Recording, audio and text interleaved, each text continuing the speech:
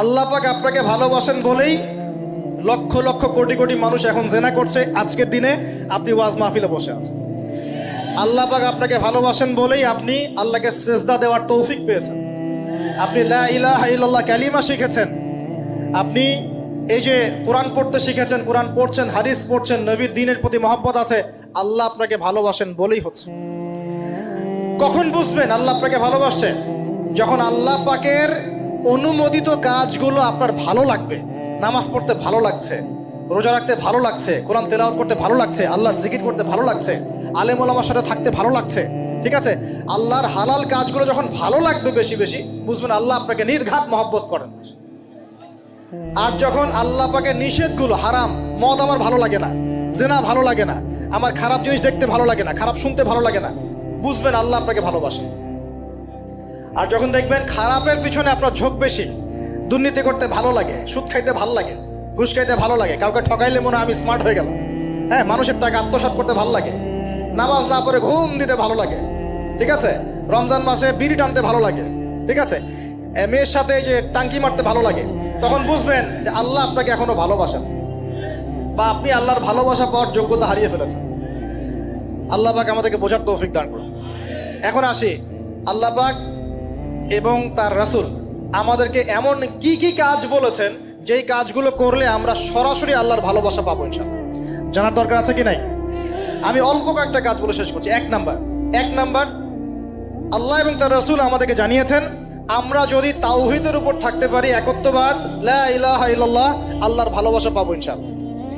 যে ব্যক্তি শিরকের পাপে লিপ্ত আছে সে আল্লাহর ভালোবাসা পাবে না, যতক্ষণ না সে তওবা করে ফিরে আসছে। অতএব আল্লাহর ভালোবাসা পাওয়ার জন্য এক নম্বর কাজ কি ভাই? আল্লাহর তাওহীদের কালিমা লা ইলাহা ইল্লাল্লাহ এর উপর থাকা, শিরক বাদ দেওয়া। শিরক সম্পর্কে জানার জন্য একটা বই পড়েন, কিতাবুত তাওহীদ। কি নাম বললাম? কিতাবুত তাওহীদ। একটাই পড়েন, দেখবেন ইনশাআল্লাহ শিরক কাকে বলে, কত প্রকার, কি কোন কোন কাজ করলে শিরক হয় সব জানতে পারবেন ইনশাআল্লাহ। এই বইটা একটু কঠিন, এই বইটার ব্যাখ্যা বের হয়েছে, ব্যাখ্যা যুক্ত বই কিনবেন এবং যেগুলো বুঝবেন না ওলামায়ে কেরামকে জিজ্ঞাসা করবেন, কারণ সবগুলো কিন্তু বুঝতে পারবেন। এক নাম্বার। দুই, নবী সাল্লাল্লাহু আলাইহি ওয়াসাল্লামের অনুসরণ করলে আল্লাহ আমাদেরকে ভালোবাসবেন। দলিল, আল্লাহ পাক সূরা আলে ইমরানের মধ্যে বলছেন 31 নম্বর আয়াতে আল্লাহ বলছেন, কুল, হে নবী আপনি বলে দিন, ইন কুনতুম তুহিব্বুনাল্লাহ, তোমরা যদি, হে আদম সন্তান, হে উম্মতে মুহাম্মাদী, তোমরা যদি আল্লাহর ভালোবাসা পেতে চাও, ফাত্তাবিউনি, তোমরা আমাকে অনুসরণ করো। কাকে? আমাকে বলতে কাকে? রাসূলুল্লাহ সাল্লাল্লাহু আলাইহি ওয়াসাল্লামকে। তাহলে কি হবে? ইউহিব্বুকুমুল্লাহ, আল্লাহ পাকও তোমাদেরকে ভালোবাসবেন। বলে সুবহান, আল্লাহ আমাকে ভালোবাসবেন ইনশাআল্লাহ। আর কি? ইয়াগফির লাকুম যুনুবাকুম, আল্লাহ পাক তোমাদের সমস্ত গুনাহ মাফ করে দিবেন। আল্লাহু গফুরুর রহিম, আল্লাহ পাক পরম করুণাময়, অসীম দয়ালু। তার মানে আল্লাহকে পাওয়ার, আল্লাহর ভালোবাসা পাওয়ার দুই নাম্বার কি মাধ্যম? নবী সাল্লাল্লাহু আলাইহি ওয়াসাল্লামের সুন্নত অনুযায়ী জীবন করা। ভাই শুরু করব কোত্থেকে? শুরু করবেন চেহারা থেকে। কোত্থেকে? চেহারায় দাড়ি ছেড়ে দিব ইনশাআল্লাহ, রাজি আছি তো? গোফ ছোট করে ফেলবো ইনশাআল্লাহ, রাজি আছি তো ইনশাআল্লাহ? চেহারায় সেজদার দাগ থাকবে ইনশাআল্লাহ, তার মানে নামাজি হতে হবে, ঠিক আছে? পোশাক পরিচ্ছদ হবে রাসূলুল্লাহ সাল্লাল্লাহু আলাইহি ওয়াসাল্লামের মতো, ঢিলে ঢালা মুত্তাকিদের পোশাক। চুল হবে কার মতো? মেসি নেইমারের মতো নাকি রাসূলুল্লাহ সাল্লাল্লাহু আলাইহি ওয়াসাল্লামের মতো?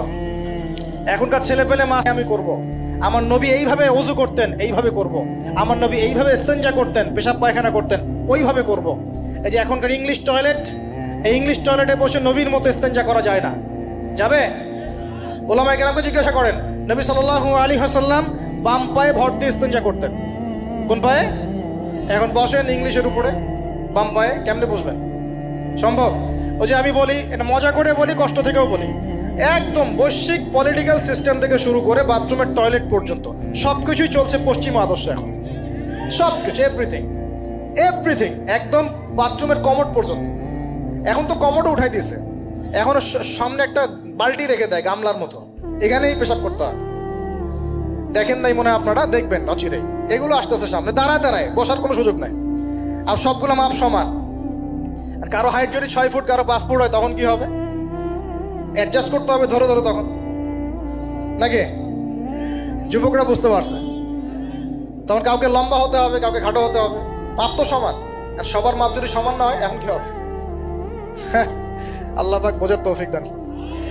এগুলো শয়তানি না বলেন, এগুলো শয়তানি না বলেন।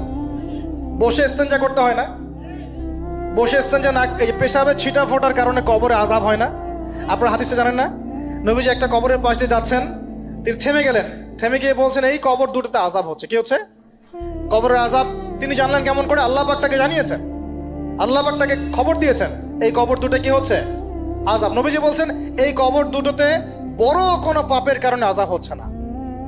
সাহাবীরা বলছেন তাহলে কি কারণে হচ্ছে ইয়া রাসূলুল্লাহ? তিনি বলছেন একজন পেশাব পায়খানা করে, পেশাব করে, স্পেশালি পেশাব করে এই ছিটা ফোটা থেকে সে সতর্ক থাকতো না।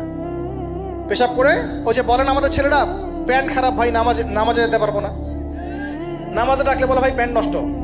তোমরা ভালো করে হাদিসে শোনো, এই ব্যক্তি বড় কোনো পাপ করে নাই, সে পেশাব করার পরে পবিত্র হতো না, মানে এর ছিটা ফোটা থেকে সাবধান থাকতো না, এই কারণে কবরে আযাব দেয়া হচ্ছে। বলেন নাউজুবিল্লাহ। অন্য হাদিসে নবীজি বলছেন বেশিরভাগ কবরের শাস্তি পেশাবের ছিটা ফোটার কারণে হয়ে থাকে। আস্তাগফিরুল্লাহ, বলেন নাউজুবিল্লাহ। এই টয়লেটগুলোর মধ্যে পেশাবের ছিটা ফোটা লাগে না? তো এই কোরআনের মধ্য দিয়ে আল্লাহর ভালোবাসা পাওয়া যাবে ইনশাআল্লাহ। সর্বশ্রেষ্ঠ নফল আমলের মধ্যে একটা হচ্ছে কি? আল কোরআন তেলাওয়াত করা। আল্লাহ পাক আমাদেরকে তেলাওয়াত করার তৌফিক দান করুন। 3টা বললাম। 4 নাম্বার, বেশি থেকে বেশি আল্লাহর জিকির করা। কি করা ভাই? চলতে ফিরতে উঠতে বসতে অলওয়েজ সুবহানাল্লাহ, আলহামদুলিল্লাহ, লা ইলাহা ইল্লাল্লাহ, আল্লাহু আকবার, লা হাওলা ওয়ালা কুওয়াতা ইল্লা বিল্লাহ, এগুলো চলতে থাকবে। ঠিক আছে ইনশাআল্লাহ? চলতে ফিরতে পড়বেন আল্লাহুম্মা সাল্লি আলা মুহাম্মদ, আল্লাহুম্মা বারিক আলা মুহাম্মদ। ঠিক আছে? হাসবি আল্লাহ ওয়া নি'মাল ওয়াকিল, রাদিতু বিল্লাহি রাব্বান ওয়া বিল ইসলামি দীনান ওয়া বি মুহাম্মাদিন নাবিয়্যা। যত জিকির আজকার আছে চলতে ফিরতে অলওয়েজ পড়তে থাকবে।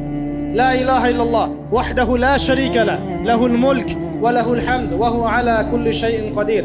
আস্তাগফিরুল্লাহাল্লাযী লা ইলাহা ইল্লা হুয়াল হাইয়ুল কাইয়ুম ওয়া আতুবু ইলাইহি, লা হাওলা ওয়া লা কুওয়াতা ইল্লা বিল্লাহ। এগুলো পড়তে থাকবেন। যে যত বেশি আল্লাহর জিকির করবে তার কলবে আল্লাহ তত বেশি নূর দিবেন ইনশাআল্লাহ। আর যার কলবে যত বেশি নূর সে তত বেশি আল্লাহর ভালোবাসা মহব্বত পাবে ইনশাআল্লাহ।